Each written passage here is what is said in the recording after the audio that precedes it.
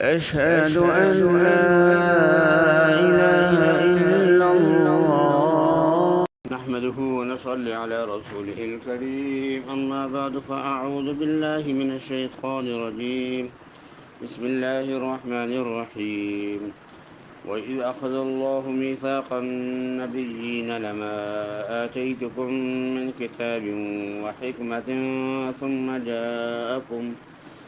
ثم جاءكم رسول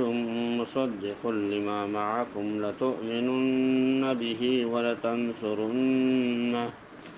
قال أأقررتم وأخذتم على ذلكم إصري قالوا أقررنا قال فاشهدوا وأنا معكم من الشاهدين فمن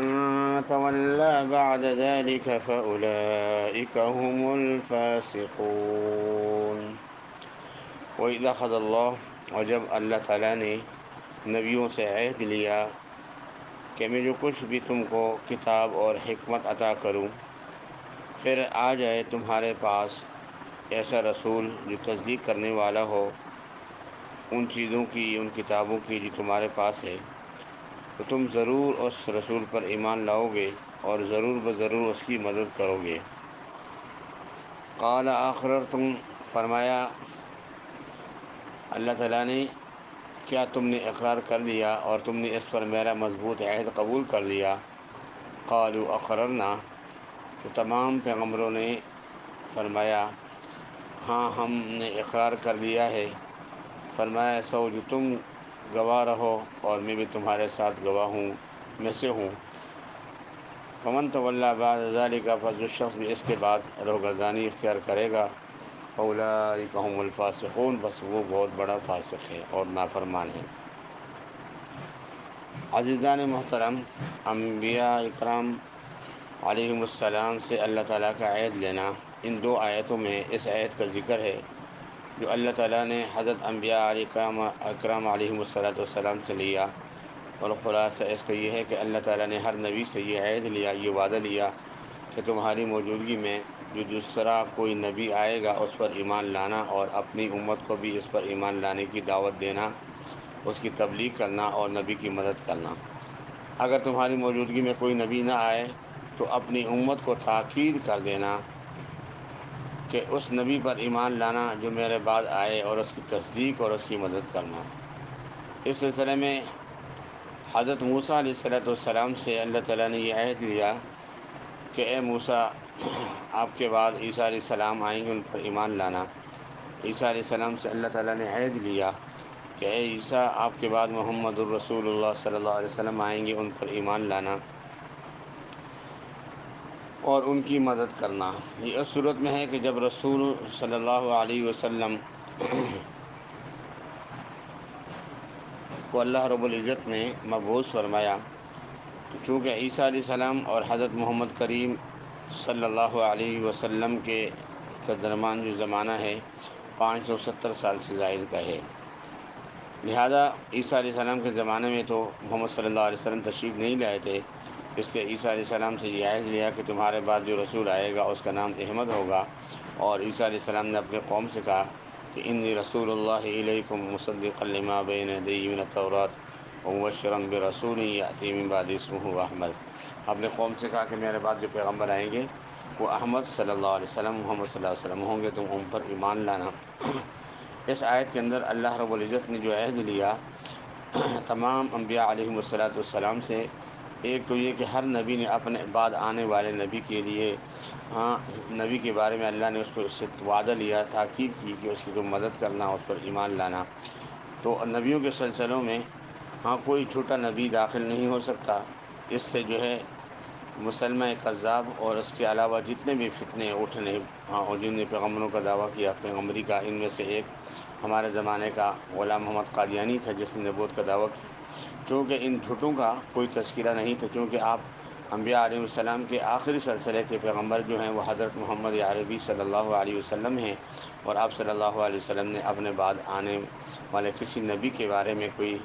نہ تاکید کی، نہ کوئی عہد لیا، نہ اللہ نے ان سے فرمایا کہ میرے حبیب آپ کے بعد جو پیغمبر آئے گا آپ اس کی مدد کرنا یا اس پر ایمان لانا، بلکہ اللہ تعالیٰ نے آپ صلی اللہ علیہ وسلم کے بارے میں فرمایا ما کان محمد ابا احد من رجالکم ولکن رسول اللہ وخاتم النبیین وکان اللہ بکل شیء علیما، کہ محمد صلی اللہ علیہ وسلم تمہارے مردوں میں سے کسی کے باپ نہیں، اللہ کے رسول ہیں اور نبیوں کے سلسلے کو ختم کرنے والے ہیں۔ اسی طرح آپ صلی اللہ علیہ وسلم نے فرمایا کہ انا خاتم النبیین لا نبی بعدی، میں اللہ تعالیٰ کا آخری پیغمبر ہوں، میرے کے بعد کوئی پیغمبر نہیں آئے گا۔ تو آپ صلی اللہ علیہ وسلم نے اپنے بعد میں آنے والے کسی بھی پیغمبر کے بارے میں اقرار نہیں کیا، بلکہ فرمایا کہ میں آخری پیغمبر ہوں اور میرے بعد کوئی نبی نہیں آئے گا۔ اور قرآن کریم کی 200 کے قریب آیتیں اس کے اوپر دلالت کرتی ہیں، اور بہت ساری احادیثیں ہیں جو اس کے اوپر دلالت کرتی ہیں کہ آپ صلی اللہ علیہ وسلم اللہ تعالیٰ کے آخری پیغمبر ہیں، آپ کے بعد کوئی پیغمبر نہیں آئے گا۔ قرآن کریم کی ان 2 آیات میں اللہ تعالیٰ نے جو انبیاء علیہ السلام سے اقرار لیا کہ کہتا ہے تم نے اقرار کیا اور تم نے میرا مضبوط عہد لیا، سب پیغمبروں نے عرض کیا کہ ہاں ہم نے اس کا اقرار کیا۔ اللہ تعالیٰ شان نے فرمایا کہ پھر تم گواہ رہو اور میں بھی تمہارے ساتھ گواہی میں سے ہوں۔ یہ عہد حضرات انبیاء علیہ السلام سے لیا گیا، اور اس واسطے سے کہ ان کی امتوں میں سے بھی لیا گیا، اور ان کے اس عہد کو جن لوگوں نے پورا نہ کیا ان کے بارے میں اللہ نے آیت کے آخر میں فرمایا کہ فمن تولی بعد ذلک فاولئک هم الفاسقون، جس نے اس عہد کے بعد روگردانی اختیار کی، عہد کو پورا نہ کیا، کسی بھی ایک نبی کو جھٹلایا، تو ایسے لوگوں نے اللہ کی نافرمانی کی اور نافرمانی کی بدترین مرتبے میں ہیں، کیونکہ وہ کافر ہیں۔ حضرت انبیاء اکرام علیہ السلام سے تو اللہ تعالیٰ کی نافرمانی کا صدور ہی ہو ہی نہیں سکتا۔ ان کی امتوں نے اس عہد سے منہ پھیرا اور کفر اختیار کیا، اور ان میں سے یہودی جنہوں نے عیسیٰ علیہ السلام پر ایمان نہ لائے، اور یہودی و نصارہ نے، دونوں قوموں نے محمد رسول اللہ صلی اللہ علیہ وسلم کی نبوت اور رسالت کے منکر ہو کر کفر کے مرتکب ہوئے۔ خاتم النبیین صلی اللہ علیہ وسلم کی فضیلت میں بہت ساری کتابیں جو ہیں وہ لکھی گئی ہیں، اور اس سلسلے میں یہاں جو فرمایا قرآن کریم کی اس آیت میں کہ لَتُؤْمِنُنَّ بِهِ وَلَتَنْصُرُنَّ، علماء فرماتے ہیں کہ مفسرین نے فرمایا کہ رسول مصدق سے مراد اس آیت میں ہمارے نبی حضرت محمد رسول اللہ صلی اللہ علیہ وسلم ہیں، اور کوئی نبی ایسا نہیں ہے جس سے اللہ نے یہ عہد نہ لیا ہو کہ محمد رسول اللہ صلی اللہ علیہ وسلم کو مبعوث کروں گا، اگر وہ تمہارے زمانے میں آئے تو تم نے اس پر ایمان لانا ہے اور اس کی مدد کرنا ہے اور اپنی امت کو اس کی وصیت کرنا ہے۔ اس کے بعد دیکھتے ہیں علماء اکرام کہ اللہ تعالیٰ کے اس ارشاد میں وَأَخَذْنَا مِيثَاقَ نبی کریم صلی اللہ علیہ وسلم کی جس عظمت اور شان کا بیان ہے وہ پوشیدہ نہیں، اور اس سے یہ بھی معلوم ہو گیا کہ انبیاء اکرام علیہ السلام کے زمانے میں آپ کی بعثت ہوئی تو آپ صلی اللہ علیہ وسلم ان کے لیے بھی مرسل ہوتے، اور اسی طرح آپ کی نبوت اور رسالت تمام مخلوقات کو عام ہو گئی، آدم علیہ السلام سے لے کر آخری زمانے تک۔ اس طرح حضرات انبیاء اکرام علیہ السلام نے سے اور ان کی امت و سب کے سب آپ کی امت میں داخل ہیں۔ اور آپ صلی اللہ علیہ وسلم کا ارشاد ہے بُعِثْتُ إِلَى النَّاسِ كَافَّةً، صرف ان لوگوں سے متعلق نہیں ہے جو آپ کے زمانے میں لے کر قیامت تک ہوں گے، بلکہ ان لوگوں کے لیے بھی متعلق ہے جو آپ سے پہلے تھے۔ اور اس سے آپ کی ارشاد کہ كُنْتُ نَبِيًّا وَآدَمَ بَيْنَ الرُّوحِ وَالْجَسَدِ کا معنی بھی واضح ہو جاتا ہے کہ میں اللہ تعالیٰ نے مجھے اس وقت نبوت عطا فرمائی، اس وقت سے مجھے نبی بنایا کہ جب سے آدم علیہ السلام بھی پیدا نہیں ہوئے، یعنی تمام پیغمبروں کے آپ کو جو ہے امام الانبیاء کا شرف حاصل ہوا اور سید الانبیاء کا شرف حاصل ہوا، اور آپ صلی اللہ علیہ وسلم کے اوپر ایمان لانا تمام پیغمبروں کو اس کا حکم دیا گیا۔ اللہ تعالیٰ ہمیں اپنے حبیب صلی اللہ علیہ وسلم کے لائے ہوئے دین کی کامل اتباع کی توفیق عطا فرمائے۔ اللہ تعالیٰ ہمیں شرک سے اور بدعت سے اور خرافات سے اور رسومات سے محفوظ فرمائے، اور اپنے حبیب صلی اللہ علیہ وسلم کے اس دین کو جو کامل دین ہے اس کو ہمیں